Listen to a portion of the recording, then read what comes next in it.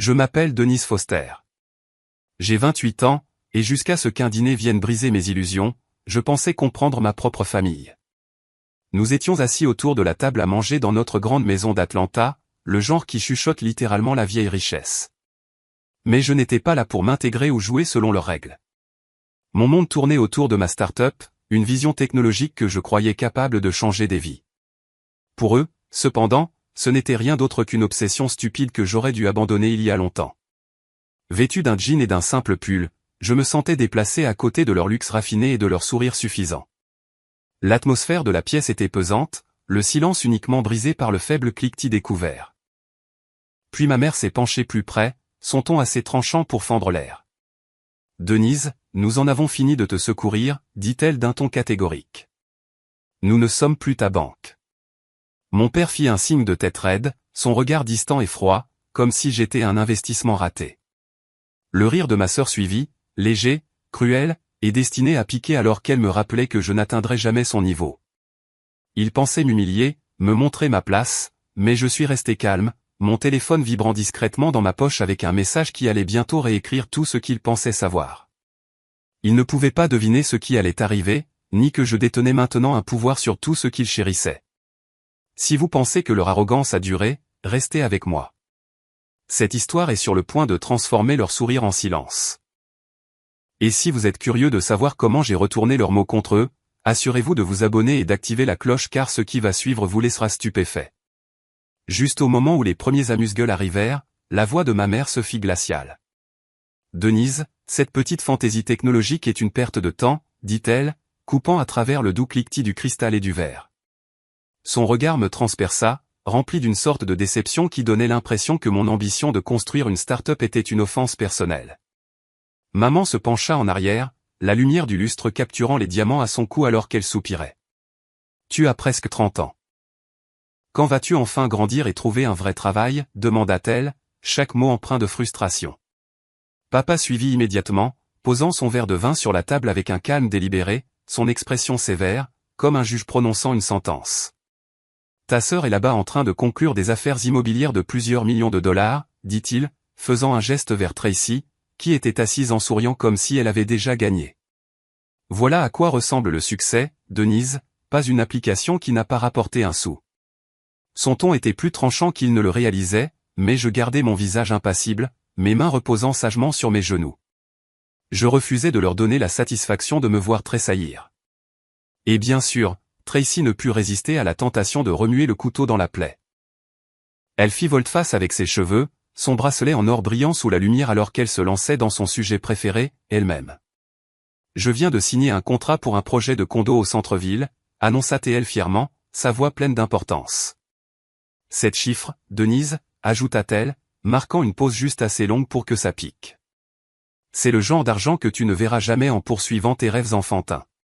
Son rire traversa l'air, vif et cruel, assez pour me tordre l'estomac. Tu vis toujours de nos restes, hein? Toujours à mendier de l'aide. Maman fit un signe de tête raide, ses lèvres pincées en une fine ligne.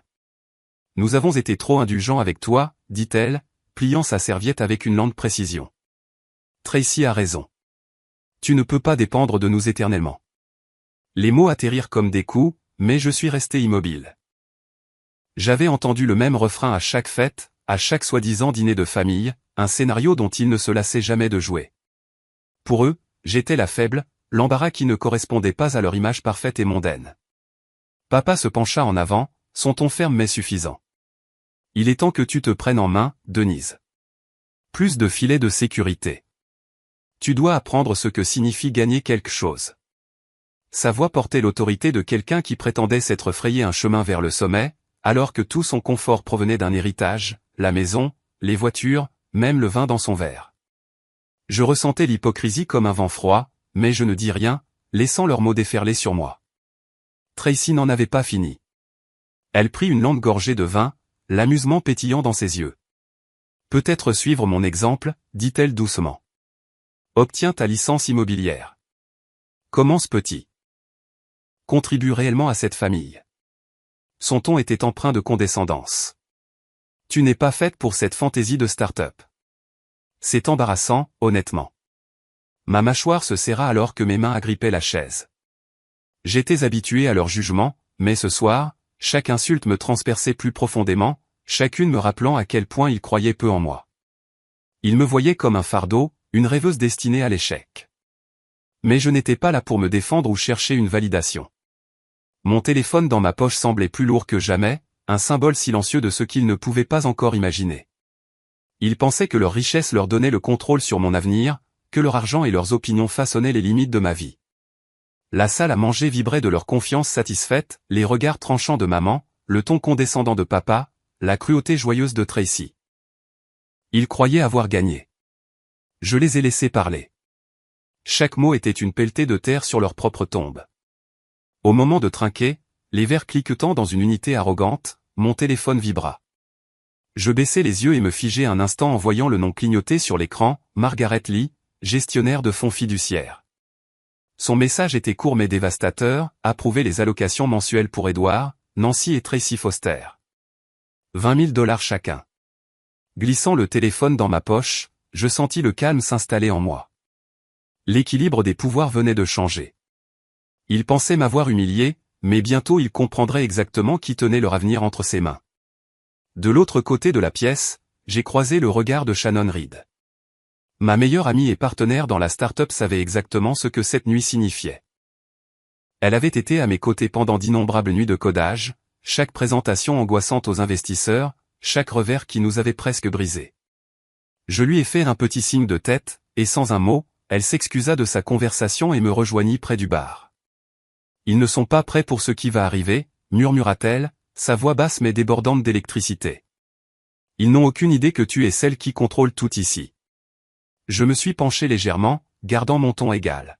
« Ils vivent de mes choix depuis des années, » dis-je, observant maman, papa et Tracy rire au sein de leur cercle d'amis scintillants. Il est temps qu'ils comprennent enfin. Juste à ce moment-là, les portes de la salle à manger s'ouvrirent brusquement. Margaret Lee entra, ses talons frappant le sol en marbre avec des battements nets et délibérés. Elle portait un mince dossier en cuir, son expression composée, mais chargée d'intention, comme si elle était venue apporter un règlement de compte. Le brouhaha des conversations s'estompait. Les invités jetèrent des regards autour d'eux, sentant le changement. Le sourire de maman vacilla, la suspicion pétillant dans ses yeux. Papa posa son verre de vin, sa posture se raidissant. Tracy s'arrêta en plein milieu d'une phrase, son regard se dirigeant vers la nouvelle venue. « Mademoiselle Foster », commença Margaret, sa voix claire et ferme coupant l'air. « J'ai besoin de votre autorisation pour les versements du fonds fiduciaire. » Elle ouvrit le dossier, révélant des documents soigneusement disposés et estampillés du sceau du fonds familial.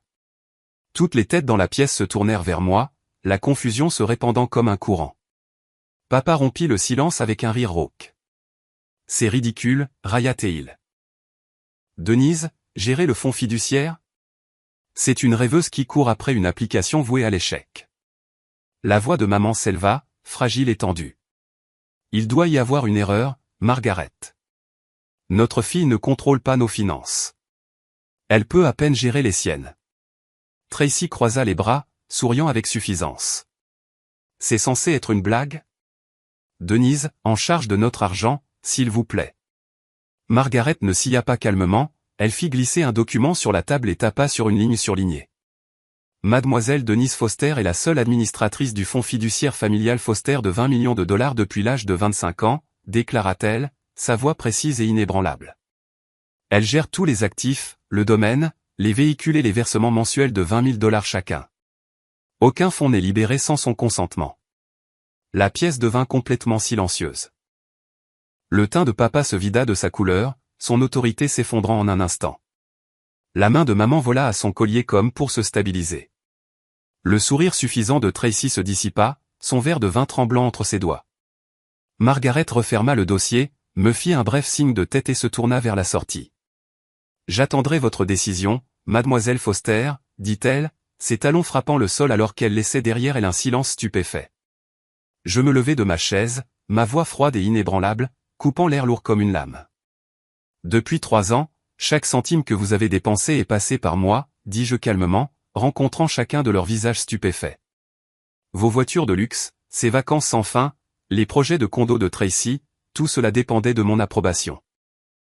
Vous pensiez être aux commandes, mais la vérité est que je l'ai toujours été.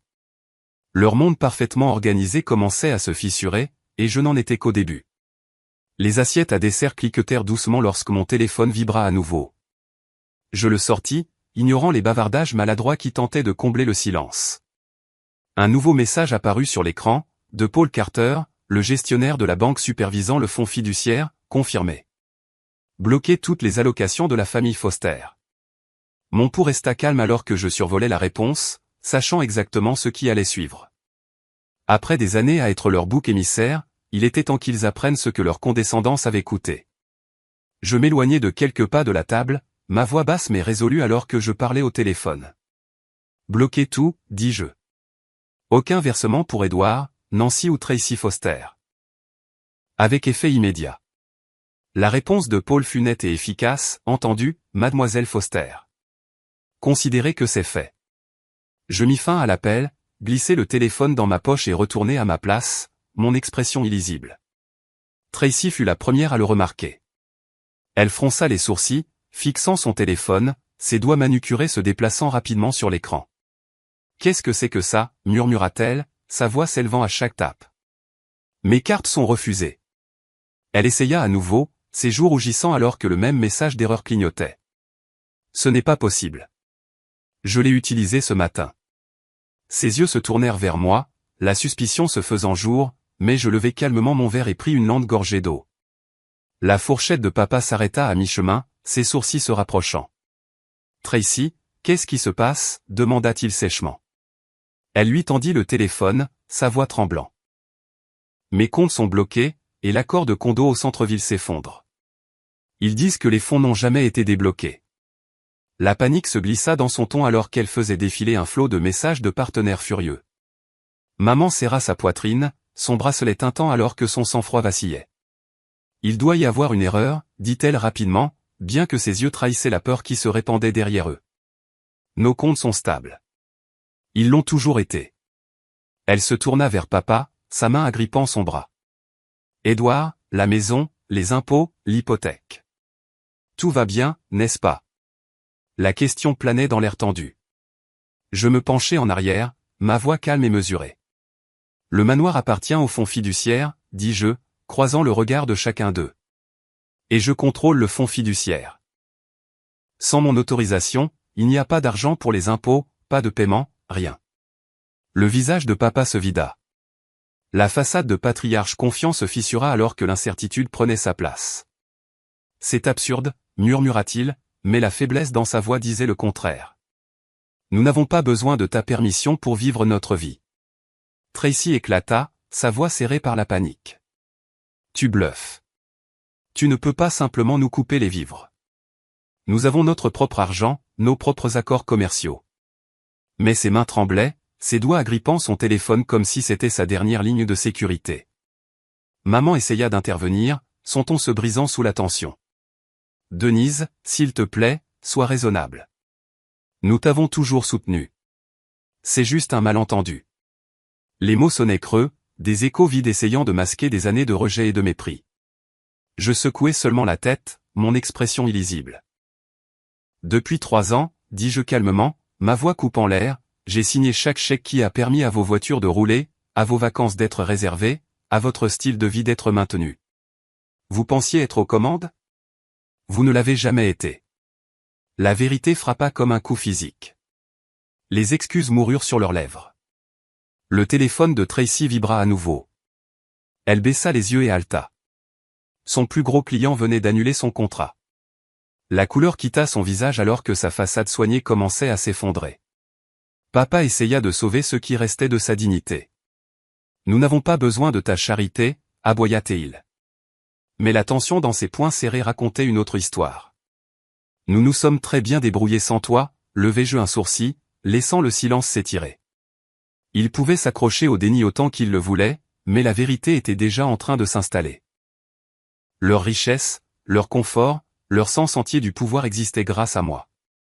Les yeux de maman brillèrent de larmes, son extérieur calme se brisant enfin. « Denise, tu ne peux pas nous faire ça » murmura-t-elle, sa voix tenant à peine. Mais je ne bronchais pas. Leur panique remplissait la pièce, brute et lourde, l'air épais de peur. Je ne ressentais rien d'autre que la satisfaction de voir l'équilibre rétabli. Ils s'étaient moqués de moi, m'avaient rabaissé, m'avaient rayé de la carte comme un échec, et maintenant ils apprenaient ce que cette arrogance avait coûté. La salle à manger retomba dans le silence, la tension uniquement brisée par le douping de mon téléphone. Je jetai un coup d'œil à l'écran, ma poitrine se serrant en voyant l'expéditeur, un capital risqueur à qui j'avais fait un pitch l'année précédente.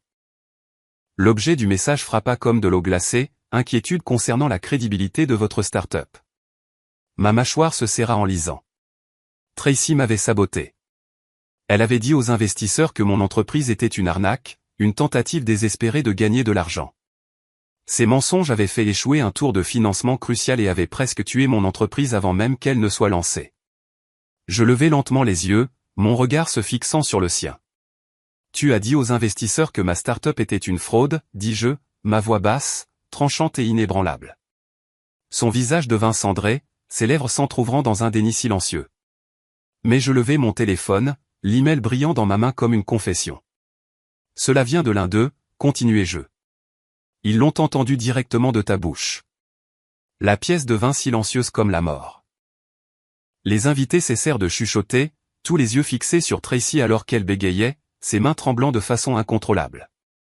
C'est un mensonge, lança Tracy, mais sa voix vacilla, trahissant la vérité qu'elle essayait d'enfouir. Les yeux de maman oscillèrent entre nous, son expression partagée entre la culpabilité et la rébellion. Denise. Elle ne faisait que protéger la réputation de notre famille, dit-elle, son ton tremblant, mais essayant toujours de paraître ferme. Ta start-up, c'est risqué. Elle pensait à ce qui était le mieux pour nous tous. Papa fit un signe de tête raide, sa mâchoire serrée. Elle ne voulait pas faire de mal, ajouta-t-il, sa voix basse, presque implorante. Tracy essayait juste d'éviter que notre nom ne fasse l'objet de ragots. Tu sais à quelle vitesse les choses se répandent dans nos cercles. Leurs mots frappèrent plus fort que je ne l'avais prévu. Il ne faisait pas qu'excuser son comportement. Il la défendait. Il savait qu'elle avait saboté mon rêve, empoisonné ma réputation, et il la soutenait toujours. Tracy s'empara de leur soutien, son ton devenant frénétique. Je devais le faire, Denise, cria-t-elle, les yeux sauvages. Ton application était un désastre en puissance. Elle entraînait notre famille vers le bas. Je nous sauvais. Sa voix tremblait, ses excuses étaient fragiles, sa peur transparaissait dans chaque mot. Je pouvais presque entendre sa confiance s'effondrer alors que son empire s'effondrait autour d'elle. La pièce sembla se refermer, le poids de la trahison pesant comme une tempête. Je posai mon téléphone sur la table, mon regard fixe et froid.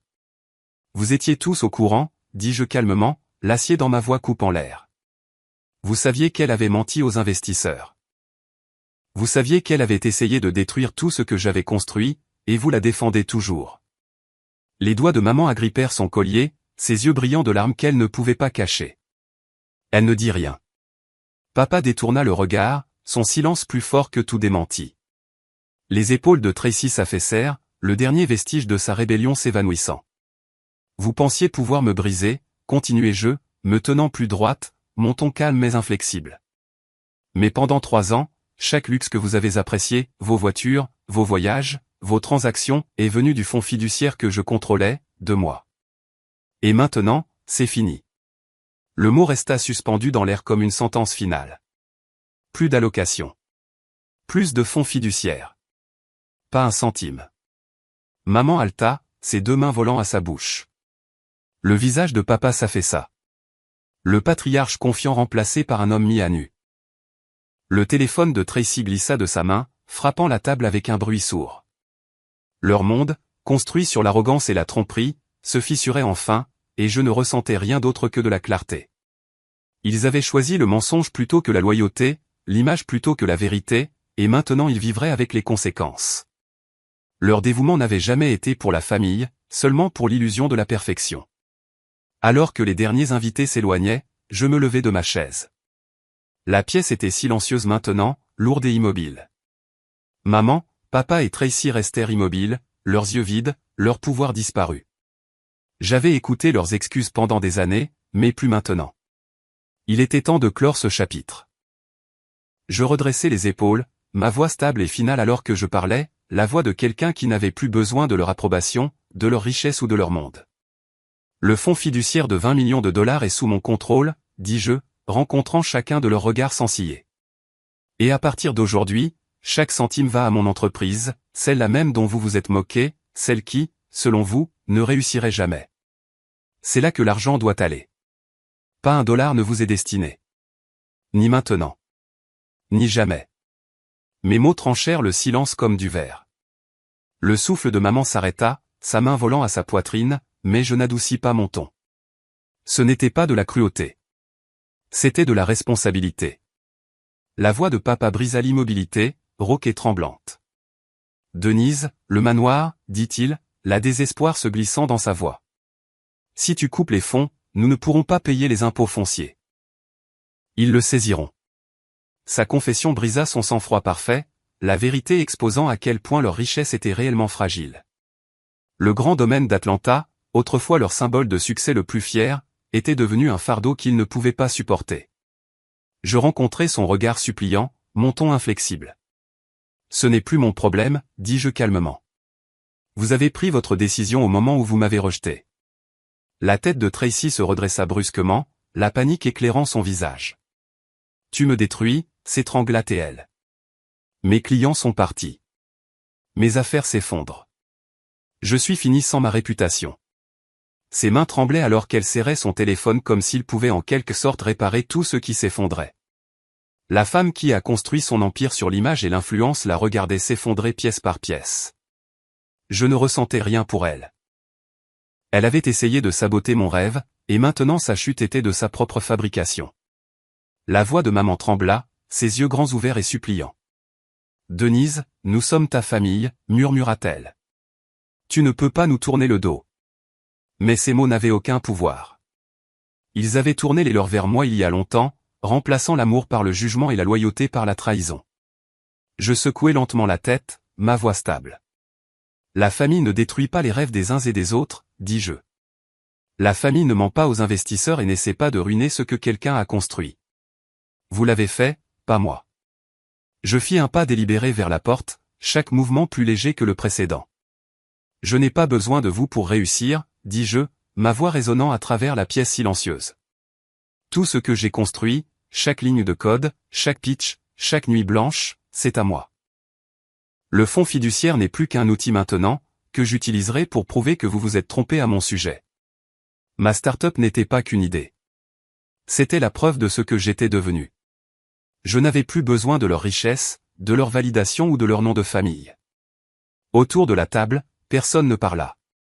Les invités s'étaient tus, observant l'épave se dérouler.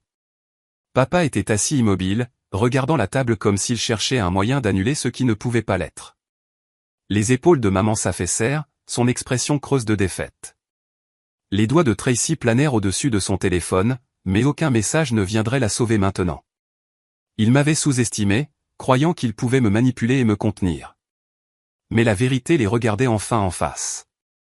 Leur monde entier avait dépendu de moi depuis le début. Je me tournai vers la porte, chaque pas délibéré et régulier. Vous pensiez pouvoir me briser, dis-je, m'arrêtant avec ma main sur le cadre. Mais c'est moi qui vous ai soutenu, et j'en ai fini. Le silence qui suivit était étouffant, bien loin des rires suffisants qui avaient empli la maison plus tôt dans la soirée. Ils avaient tout perdu, leur fortune, leur prestige, leur illusion de contrôle, parce que, lorsque cela comptait le plus, ils avaient choisi la trahison plutôt que la croyance. Alors que je sortais, les lumières d'Atlanta scintillaient à travers les hautes fenêtres du manoir, un rappel lumineux de la ville où j'avais construit quelque chose de réel. Je ne me retournai pas. Leur chute fut rapide. Les factures d'impôts s'accumulèrent, les clients se retirèrent et la vie glamour qu'ils avaient organisée s'effondra pièce par pièce. J'étais enfin libre, prêt à créer quelque chose de plus grand que leur monde étroit, alimenté par ma propre résilience et la confiance que je commandais maintenant. 6 mois plus tard, je me tenais dans mon nouveau bureau surplombant la même ligne d'horizon. L'espace vibrait d'énergie, les écrans brillants, les idées volant, une équipe unie par un objectif. Le logo de mon entreprise brillait fièrement sur le mur, un symbole de tout ce pourquoi je m'étais battu. Ce qui était autrefois moqué comme un rêve insensé s'était transformé en l'une des entreprises technologiques les plus prometteuses d'Atlanta, salué dans les publications locales comme un perturbateur dans son domaine. Le fonds fiduciaire de 20 millions de dollars, autrefois un filet de sécurité pour l'indulgence de ma famille, était devenu le fondement de l'innovation, reconstruit grâce à mon travail, mes risques, ma vision. La fierté gonflait en moi, pas seulement pour le succès, mais pour la justice silencieuse de leur prouver qu'ils avaient tort. Pendant ce temps, l'empire de maman et papa s'était réduit à néant.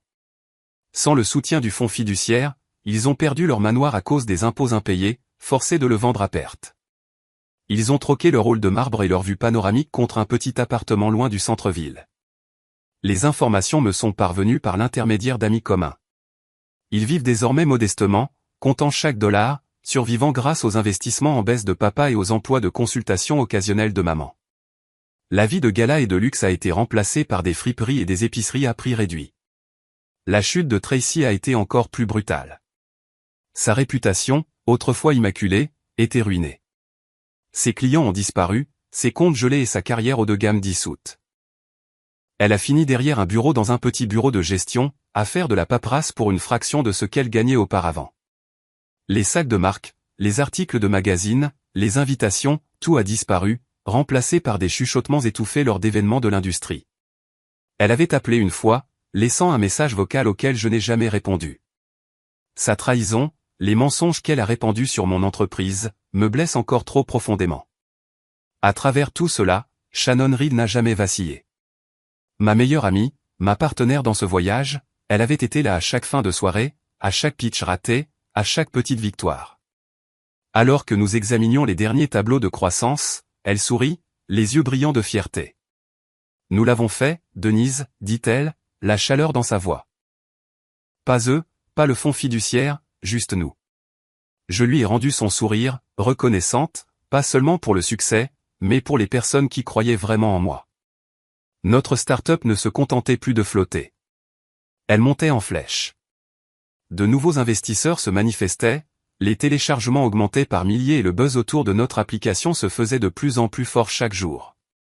La confiance de Shannon en moi avait été le sol stable sous mes pieds lorsque ma propre famille a essayé de tout déchirer.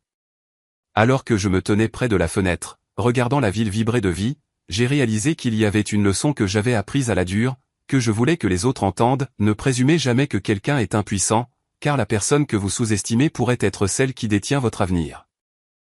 Ma famille avait essayé de me contrôler, de rejeter ma vision et même de saboter mon travail, mais ils s'étaient trompés sur moi depuis le début. Le vrai succès, j'ai appris, ne vient pas de l'approbation ou de l'héritage. Il vient de la croyance en soi quand personne d'autre ne voit votre valeur. J'avais construit quelque chose de réel, non pas à partir de leur richesse ou de leurs éloges, mais à partir de ma propre persévérance, de mon courage et de ma volonté inébranlable. Ce qui leur est arrivé n'était pas de la vengeance. C'était une conséquence. La fierté de maman et papa, la tromperie de Tracy, ils ont créé leur propre chute. Ils m'avaient traité de naïve, m'avaient dit que mes rêves étaient insensés, mais leur doute était devenu mon feu.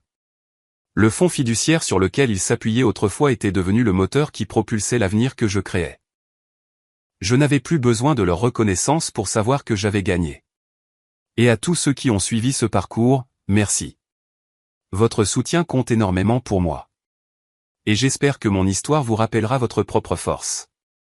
Ne laissez jamais personne vous convaincre que vous êtes petit. Vous avez tout ce dont vous avez besoin en vous pour construire quelque chose d'extraordinaire.